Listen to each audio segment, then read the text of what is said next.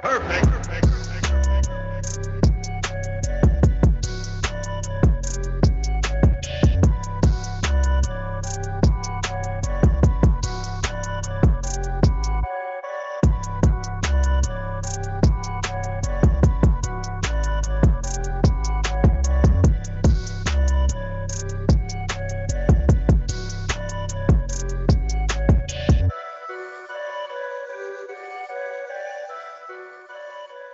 On episode 51 of the Fintech Moshpit, I'll be joined by Braxton Winston, Bruce Clark, Pat Millen, and CJ Collins to discuss bridging the digital divide.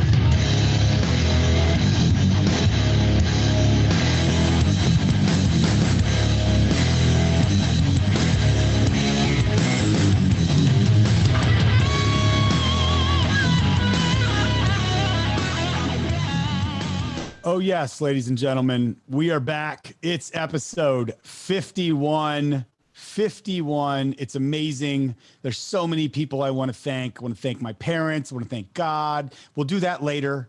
Episode 51. We'll celebrate that milestone. But for now, we've got an amazing topic, an amazing group of people here. We are going to discuss bridging the digital divide. It's important always. It's never been probably more significant and important than it is now during the time of COVID and everything we're going through.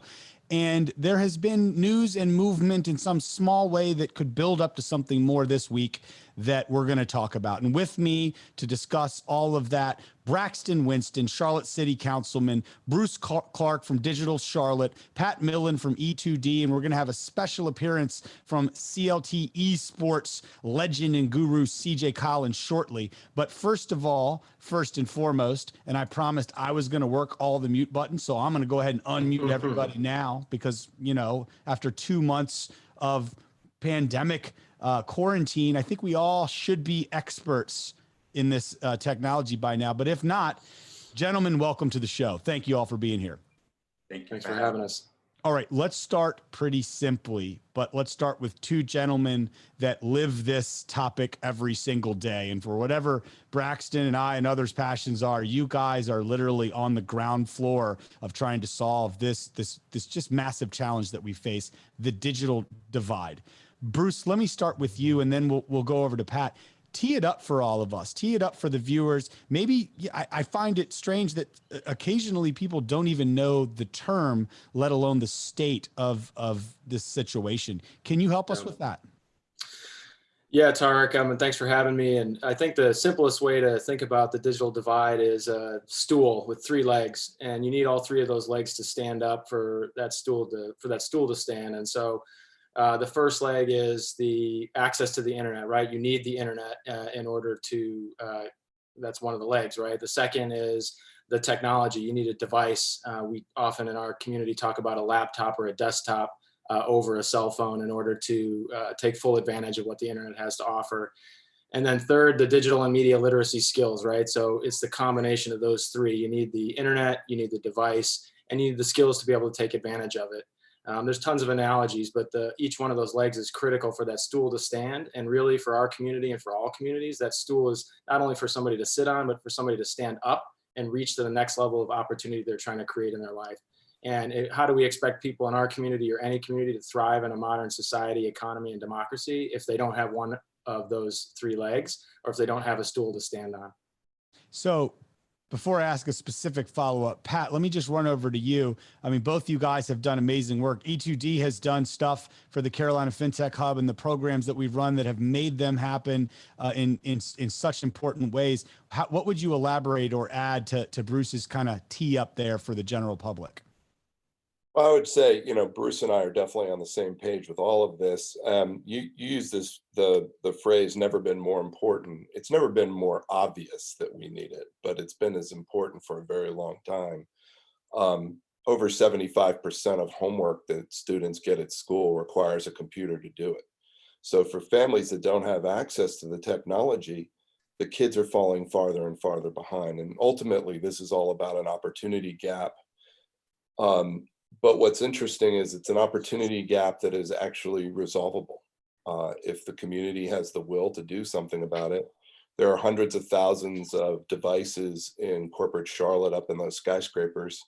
that are getting retired every single year. And if we could get our hands on them, if we could make sure that everybody out there knew, particularly if they're coming from an economically disadvantaged situation, there are low-cost broadband opportunities that exist all throughout our community. That's not true of everywhere. I can't say that necessarily about Western North Carolina, but for Mecklenburg County, pretty much. And again, it's what can you do with your computer? And that's something that obviously is in great relief right now, as we are seeing what we can do with our computers, but we're also seeing what we cannot. I've got examples later on, perhaps I can refer to, but I've been delivering computers all day today. We started at 7 a.m. and have had to actually change the schedule so I could join you all to do this. But every computer that we handed out today had a different reason for why it was so critically important. But the two things that existed was it was super important, and two, the people that got their computers today were tremendously joyful. Wait until we get CJ on in a little bit, because for the YTAC program that we did, he also got the joy of delivering computers, both the heartache and pain, but also like come back each day and be like, man, you should have heard this story. The mom came out and was like, you're dropping off what exactly? And my son gets to use it to do what this month? I don't like, I mean, just the people, I don't think people realize, you know, how impactful it is on human lives. And I think that's, Braxton, where I kind of want to transition over to you with this next question. These guys have teed it up really well as it relates to, you know, why it's something that is challenging and there's need and all that stuff. Talk a little bit about why you're so passionate, because you literally drive me in this conversation. I'm passionate about it, but you're on me, pinging me every single day. Like, we got to get back on this. When's the thing? What can we do? But also tie that a little bit to a little deeper into the relevance, right? Because it's not just like well, some people have computers and some people don't. There's this entire upward mobility gap, economic gap that exists, that seemingly in this, you know, 2020 year that we're in right now, in a digital world, that is the underlying ingredient by which you can or can't achieve some of those things. Talk to us a little bit about that. Yeah, absolutely. And it is pretty appropriate that we're sitting here today on the day that we're having this conversation, as I stand in solidarity with the people of Minneapolis and Louisville. I met Bruce on the streets of Charlotte in September of 2016. And when we were having our own civil unrest. And my form of protest, you can go back and obviously the digital aspect was a very important part of the role that I played and my experience. And the way I decided to continue my protest of what the injustices I saw that are embedded within our society was to run for office. And one of those things, as you well know, Mr. Bakari, when you run for office, you have to answer that question, why you're doing this. You have to be able to answer it in 30 seconds. And I kind of formed my own three-legged stool, as Bruce talked about. And I'm doing it because to build more equity, access, and a more interconnected place for everybody here in Charlotte and wherever people may be.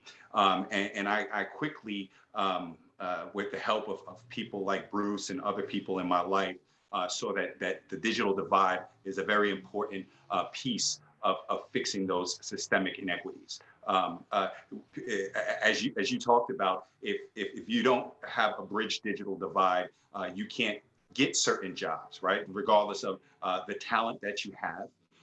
So in order to build equity in our systems, we need everybody to have the utility of digital connection. When we talk about access, right? Access is not simply physical. When we think about infrastructure and the role of government, for instance, in terms of roads and airports and power and water, it is digital now. In order to access certain things, you have to have those infrastructures in place. And the way we change things has to be, we can't do it from a certain point in the system. And as it's been said many times on this call, it's never been more evident how interconnected everything is. So if people are unable to plug into those systems in an interconnected fashion, we'll never fix those things that I'm very passionate about doing. And it's something that is so obvious. It's something that I think is low hanging, as these gentlemen are the work that they're doing. If we find ways to provide institutional support for some of the market-based as well as foundational-based initiatives that are out there, we can do a lot with less than we think, I think. So I think one of the things that draws me towards this topic with you and the work we've been doing this week and what's kind of come to a head has been really centered around you and I. We're friends, and we've had many knockdown, drag out fights over the last 3 years on things we just disagree with. A lot of them center around politics and this and that. However, this one kind of seems to bridge that gap as well, because you hear someone like you and the perspective you just came from, the 2016 protests, the equitable gaps that you see and how the digital divide plays into that, and how it's necessary to achieve upward mobility. I see that. I agree with absolutely components of that and really all of it, to be honest, but there's other angles too. It isn't just something that an urban city like Charlotte faces. It's a rural challenge. And rural North Carolina is struggling and fighting the same thing, and it looks totally different. So it doesn't, the face that you present on the screen and the face that I present on the screen, and those two guys' faces, CJ's face who's going to come on, this is something that people don't have to jump to sides or an aisle. It's a business, and it's a human problem. And that's why I think this is one of those things that we do violently agree on, because that's the kind of stuff that not only heals and helps Charlotte being 50 out of 50 in upward mobility, but it heals North Carolina with the great state of Mecklenburg mindset, but all the 99 more rural other counties that are literally struggling with the different face of the exact same problem. So with that being said, that's how I think the news of today that we wanted to highlight. And then Braxton, I want you to jump in with a little more context, because you really started driving this bus to begin with. And then we'll hear from Pat and Bruce on it. Is we finished our budget, and our budget for the city of Charlotte is $2.6 billion. It's large, it's all kinds of complexity. And in the end, one of our colleagues kind of saw something, said something, and per normal approaches, we all start jockeying over an extra 70 grand, right? Absolutely irrelevant amount of money. But everyone's like, well, I'd like it to go to this, and I'd like it to go to this. And you said in that first meeting over a week ago that you wanted it to be earmarked and tagged for a couple things, but namely and most importantly, the digital divide. And I mean, I kind of was like, I like it. 70 grand isn't going to do anything. But as we started talking offline, and I really wanted to kind of leave the money there and alone for whatever's coming, I think you and I both agreed this could be a seed. We could get some political buy-in from our colleagues, and we didn't get 70, we got 35 grand because we had to split it with someone to make it all politically work. But how could we make that $35,000 be a seed, be something that brings groups that are already doing this all together and showcases one success, one thing that we could do? And we said, all right, let's attack the digital divide. And we talked to Bruce, and then we've got Pat on board. You talked to my brother's keeper in Livian. We brought all these groups together, and we said, let's come together and in the Delahaye Courts area nearby the North End Smart District. Optimus Hall area and things like that. How can we, Park Hall, the geography is not my thing. It's a whole other district that he doesn't. It's not directly in the South Park Mall. I haven't been there in a while. I'm not going to lie. But how can we start with broadcasting internet and Wi-Fi to all, right? In those areas, those that need it, maybe can't get it. And then use that as then something where we can draw them into a lab, a center. Optimist Hall, so great. Loved the words that Bruce said to me of like, that would be perfect. We have to figure out a lot. But a lot of the people maybe in those surrounding areas think maybe that's not for me, that place. And I said, I love it now. I absolutely love it even more. And how can we outfit that with the same kind of computers that Pat and Bruce deliver, that YTAC delivered to the houses of folks that are optimized for coming in and using them for free? It's for them. And we're going to draw them in with esports, which is so hot right now, but we've seen that can be a bridge to STEM education and learning, as well as other things like the digital literacy and other really critical components, and ultimately bring it to a workforce development and upward mobility tool. So I just kind of laid out eventually how we very fast brought a lot of things together. We still don't know how it's all going to work. But if we can show with $35,000 as a seed that we can plant a garden in one part of town to do this and bring all these groups together, there's no reason to think that can't spread around town, can't go from a rural perspective and go with our General Assembly members. So Braxton, before we get the response from the other guys, I mean, you started this bus down this path. Tell me what you were thinking originally and where are we in relation to that and where we've arrived?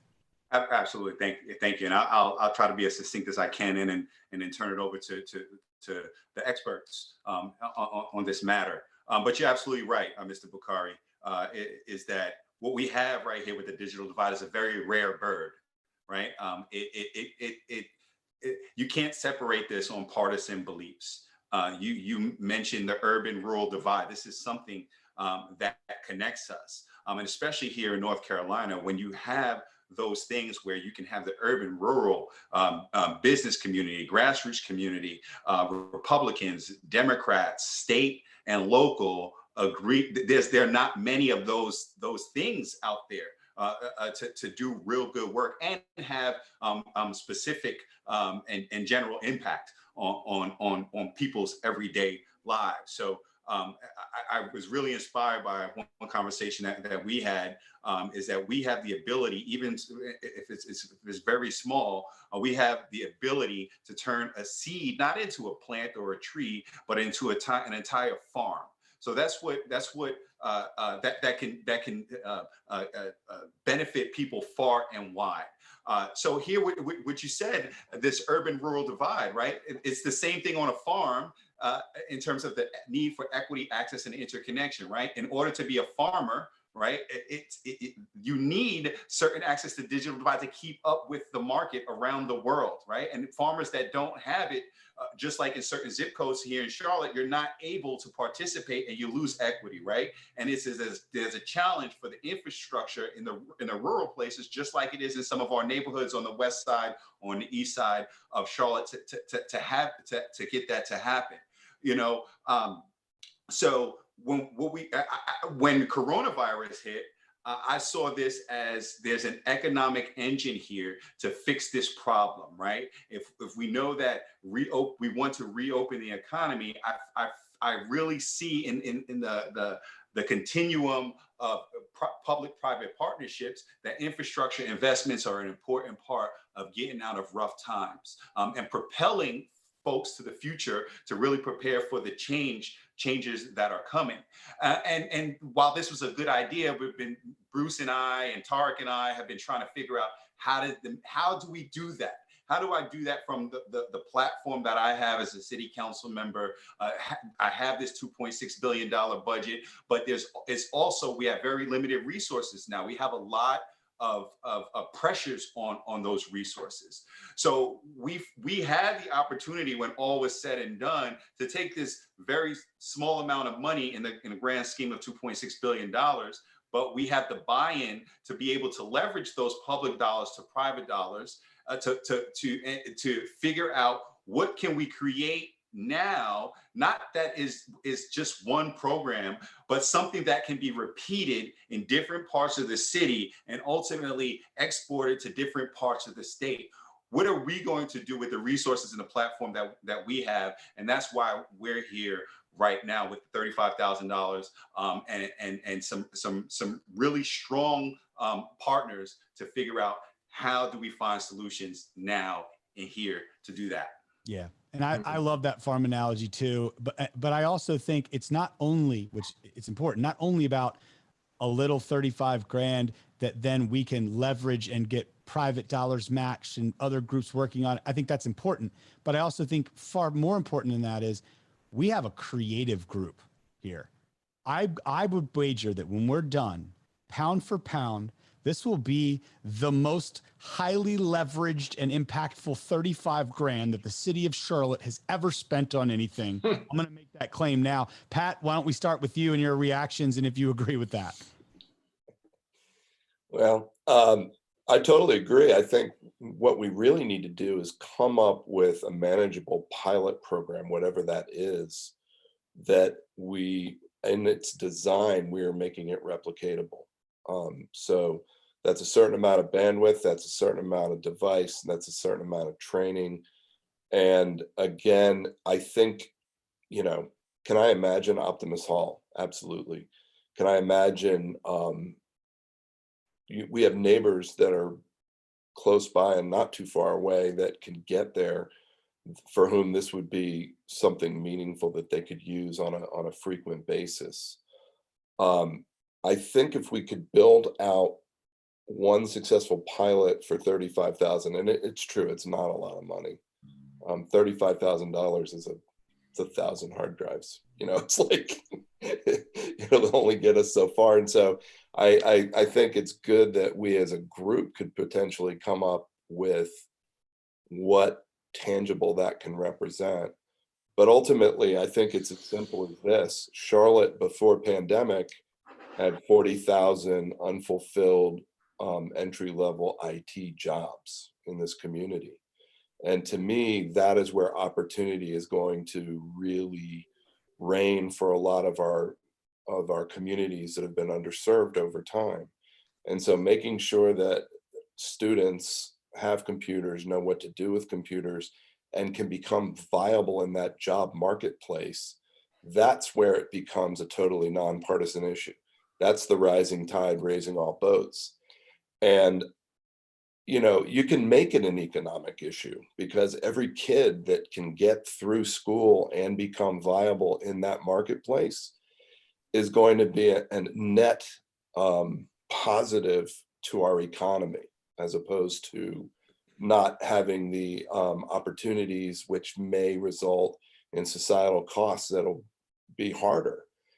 And what we have found is that digital literacy, as well as knowing your way around a computer, and your WINS program's obviously a great embodiment of that. But I also think our Reimage Charlotte labs, where we're training kids how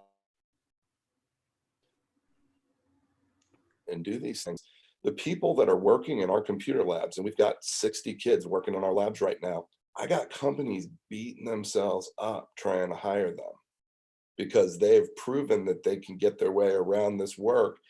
And what we have found is it's that these IT jobs that exist out there, it's the ultimate meritocracy. Nobody cares where you go to church. Nobody cares who your mama is. They only care about, are you competent? Are you ambitious? Are you working hard? And so I look at these IT professions in Charlotte and beyond Charlotte as being potentially the best way for Charlotte to we don't want to go from number 50 to number 49. That's not our objective. We want to go from number 50 to top 10. Yeah, I mean, just Bruce? Yeah, I mean, I think I agree, obviously, with what Pat said. We talk nearly every day, and so we're clearly on the singing from the same hymnal here. I would add that we know that all jobs of the future and of today require the ability to leverage technology. And so I think that the IT jobs and the Fintech jobs and these jobs all obviously have a need for talent.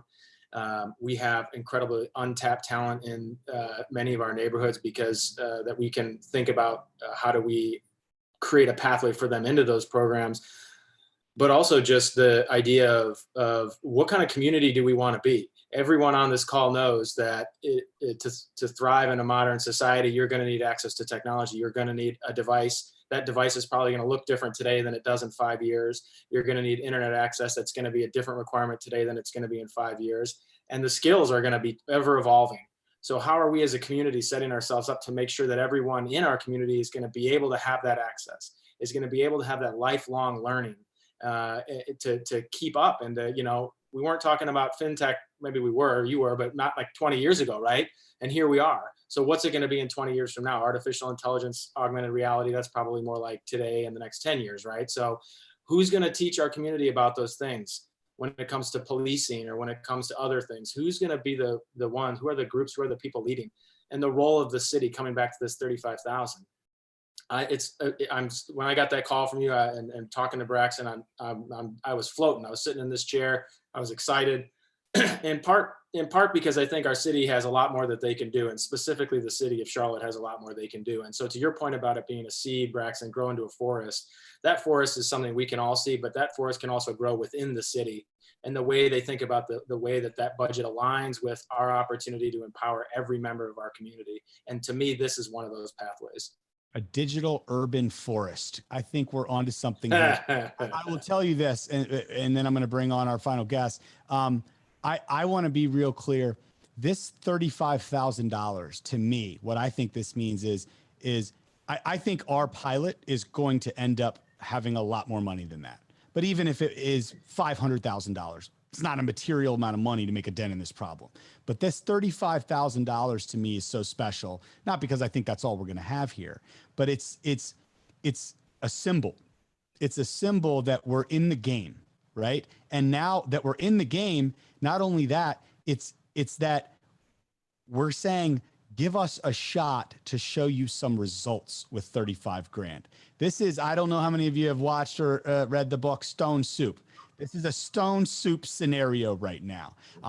We're all, the four of us and a couple others, CJ's gonna come on. We're rolling into one part of town with a couple stones in our pocket. And have you guys had stone soup? It's so delicious. You know what makes it better? Carrots. Anybody got carrots? You know what makes it better? Tomatoes. And then all of a sudden, we're all feasting on a delicious porridge. Stone soup. I'm so glad I thought of that. Stone soup. Anyway, with that being said, it is a message. And with city money, it puts a spotlight on it in a way that wouldn't have before.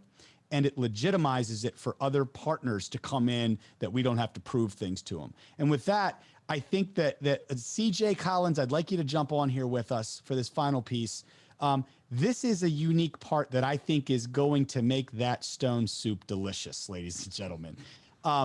Right now, if you've got this component of the digital divide that we know we have to solve and we know how important it is, you can build everything you want. You can provide free internet. This is not, and I think you would all agree, this isn't a problem of putting technology in the hands of people who don't know how to use it, don't want to use it, or don't care to use it. It has to be so much more than that. The computers and the technology are the assets, but it has to be surrounded with programming and support and all the kinds of things that bring them in. And I don't want to use, I mean, I speak bluntly, I don't want to use the word trick people, but I'm prepared to trick people. And I have found over the last several months in partnering with CJ Collins here with Charlotte Esports, that esports is an amazing way to trick people. And it's an amazing way to trick people because this is what they're doing right now. It's hot. It's super hot in Charlotte and worldwide. It's about to be a $1.5 billion industry on its own. And COVID has taught us that people can't go play physical sports and they want something to do. So these guys at Charlotte Esports have been partnering with the grassroots soccer fans and MLS with FIFA, and they're getting that going to the next level. They've been doing all kinds of tournaments. They worked the YTAC program with us. CJ is really a mastermind behind all that stuff. And we have seen how esports not only is fun and we're meeting them where they are, it can become a gateway drug in a positive sense to showing them this is what you're passionate about. Let's show you how STEM education is important and how technology actually made the things you love and how that can turn into a career otherwise. CJ, tell us a little bit. I mean, you're the coach. I refer to CJ as coach. In the YTAC program that was about upward mobility and career advancement opportunity for our young people graduating CMS right now, and many of our Title I schools that maybe weren't going to go to college, they got this opportunity over the last month, and CJ was with them every morning as their esports coach, essentially teaching them skills, games, all kinds of stuff. CJ, what was that like? And as you hear this whole concept of the digital divide, what do you think esports can play in that solution? It's really funny because I think as you guys were talking, I was kind of thinking about how I touch all of your issues in smaller and different ways every day, right? And I think that from like the beginning with the YTAC program was how do we get computers and how do we teach kids to use computers that may have not had a computer in their whole life, right? And I think that was a big piece of what we did with YTAC because we had to go through, and I had remote access to their PCs. So I would go in and help them and teach them how to do these little things, right? And that taught me a lot about what is missing in some ways. But back to the other, kind of concept of all this, like esports is so hot right now. I mean, if you want to compete in something and you want to do in something, esports is totally, everyone's watching it, everyone's home and they want something to compete in, whether you're a player and you love NBA 2K and you're like, I'm going to invest some time in the NBA 2K and become a little bit better. That's right, Bruce. Like shout out to the NBA 2Ks and the Hornet Venom guys, but like, it's a great game and you can be competitive with it and you can challenge your buddy to like a 1v1 in it. And there's a lot of great things that come from that by being involved in that community and all the folks within it, right? You touch everyone because a lot of people play NBA 2K, right? So you can make a community of people that all want to do that and want to get involved. But I think it's really, really cool, this whole concept of what we're doing and the direction you guys are going.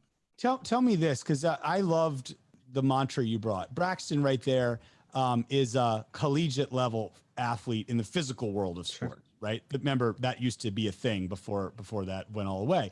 And Braxton joined us in one of the YTech sessions. He heard you talking to the kids, but I mean, you're a coach, and the lessons that people know that love physical sports understand, those lessons are passed along in esports just in many of the same ways. I saw a tweet from you yesterday, I think. I'm going to read it to you, and I want you to respond. What the importance do you think of the lessons learned and how this connect? You said, challenge your teammates to be better.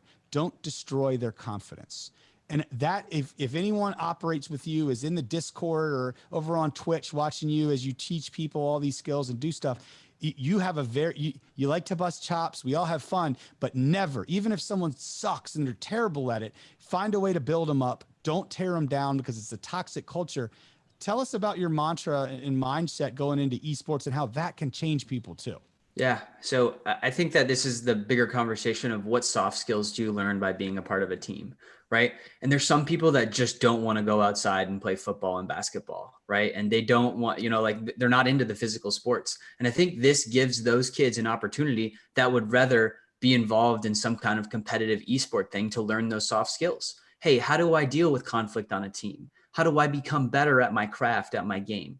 How do I work on a new strategy? How do I come up with my training and what are all those things? And I think that becomes into this bigger picture of like, how are we training these kids to be professionals in the real workforce, right? Because you deal with those inner politics, within the team that teaches you how to do the basic adult stuff that they're going to have to do at some point. So I think that gap is one of the things that we've done a lot on, and it's been really exciting to kind of see that process when we take kids through these programs.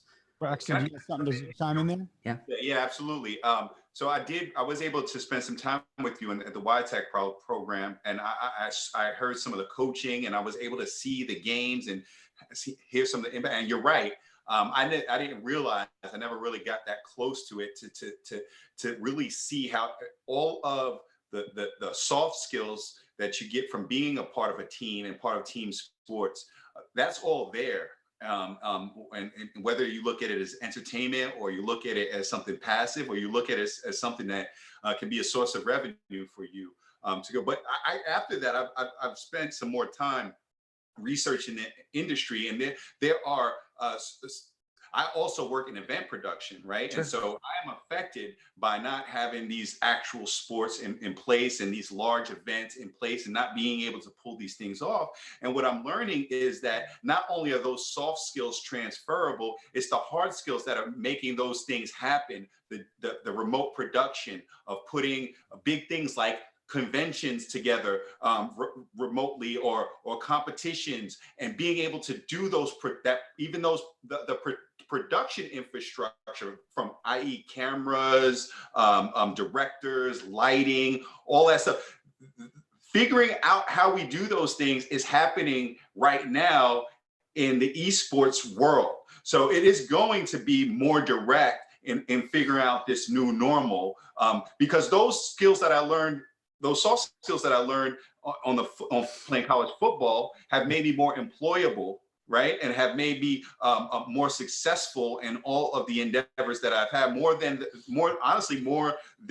the degree that I have. It's those soft skills that have it. So we're seeing it happen in real time, both to the individuals, but on the actual infrastructure that is making things work. It's really a phenomenal thing to Go ahead, Bruce. Yeah. Hit us with it. Yeah, I mean, just thinking about when you don't have, going back to this three-legged stool, when you don't have one of those and your stool's falling over, you can't see off into the future. You can't see off into what is the possibility.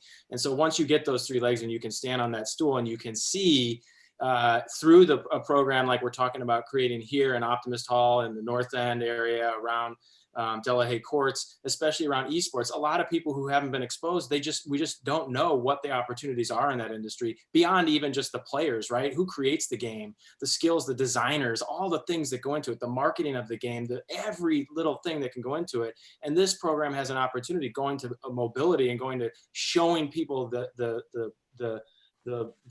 all of the things that one could think about or consider, and they can find their own unique path. I think that's the magic of what we're talking about here. Yeah. Pat, final thoughts on that as well as you hear it? Well, my son had just graduated from Denison University, and one of his friends actually dropped out of school 2 years ago and was making $400,000 a year for the Houston Outlaws in the professional Overwatch League. And so if you want to trick them, you can also trick them with a little bit of the very, very best of them could potentially someday make it a career for a while. Been happening in the physical sports world forever. I mean, but it sent a lot of people to college that had no chance of going pro. But it's a real thing. CJ, last word from you on the esports side and what you think this can be. Yeah, I really like what you guys, you guys have you understand the structure of like how all these things can kind of touch each other. And I think that when we talk about cross training and what this whole infrastructure looks like, right, being able to touch those production folks and bring them in, and the tournament organizers are actually running the tournament, and then the players and the coaches and the sponsors and all these pieces are kind of churning. And I think that this is an element of that, like the city and the government kind of creating a program that's designed within STEM in order to push everything upwards and bridge the digital divide, right? Like, because that's all we want to do. We want people to be able to connect in the ways that we want them to be successful, right? And I think that that's amazing. Final thoughts from you, Braxton. I'm very excited. We have that, like you said, that token amount of money in our budget. It was the start, but like you said, it gives us the mandate to come up with a plan and execute. So I encourage anybody that's listening out there, please reach out to myself, Mr. Bakari, or any of these folks, whatever space that you think that you can play in this, we welcome it and we need your help. So this is how we're going to change things. Absolutely. And I would just end us off to say that just having this conversation right now jazzes me up, and it jazzes me up because I see a bunch of things that previously, not in your minds, but in others' minds, they might have viewed as, well, that's a standalone topic, the digital divide. No, it's not. Digital divide is about putting devices that are connected to the internet in people's hands. Guess what? That's a tool. That's one tool that has to be part of something bigger and broader. Otherwise, you're not going to have the impact. That's why I think this 35 grand is going to go so much further, because it's going to connect the digital divide, but also connect it to the programming like esports and fun, the industry of esports like we've talked about, but then the gateway of esports into STEM education and learning, into technology, into fintech, over to the workforce jobs that are all there. It's going to achieve the upward mobility, and it's going to do it on a scale that is going to enable us not just to excite and bring other people on board, but it's going to, I know you all cringe when you think of how many of our corporate partners have a standard policy that they put drills straight through laptops and hardware because of cybersecurity concerns. And you know what? It's fine, but we're in 2020 right now. And if the right people all of a sudden were like, all right, it's worth my time to put these protocols in place, they could do it. And I think they've been waiting for a call to action and a moment like this to get the appetite at the right level of these organizations where all of a sudden this stuff starts flowing. And I think this is the beginning of it. So, ladies and gentlemen, I can't thank you all enough for watching, but to my friends here on the podcast, episode 51, I can't thank you enough for what is a great first chapter of a beginning of a story that I think is very much unwritten and unknown, but it's going to be a wild ride. So with that, thank you all for joining episode 51 of the Fintech Moshpit. Take care of yourselves. Now let's go into the weekend and forget about everything that happened this week. Goodbye. Don't do that.